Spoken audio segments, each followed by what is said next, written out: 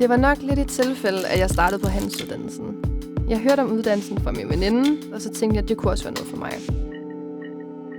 Efter gymnasiet, der havde jeg et sabbatår, fordi jeg var blevet lidt skoletræt. Derfor så synes jeg, at det var fedt, at jeg kunne komme så hurtigt ud i en virksomhed og arbejde. Fordi jeg allerede havde taget en gymnasiel uddannelse, så skulle jeg kun i skole 5 uger. Så jeg havde lige pludselig travlt med at komme ud og finde mig en elevplads. Jeg så et opslag fra Andel på Facebook, hvor de søgte efter elever. Jeg har arbejdet som tjener før og hjulpet med indkøb og optælling af varer. Men jeg fandt hurtigt ud af, at der var mega stor forskel på indkøb, som jeg sidder nu i et energiselskab, og så til en restaurant.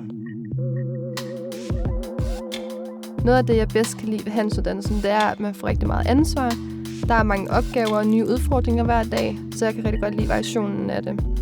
Jeg er også lidt stedig i forhold til, at jeg ikke bare vil acceptere en fejl, så derfor så bliver jeg ved indtil jeg kan få det løst.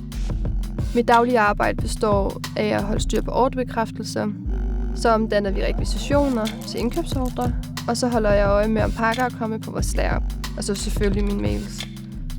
Jeg kan rigtig godt lide sammenholdet her i anden del.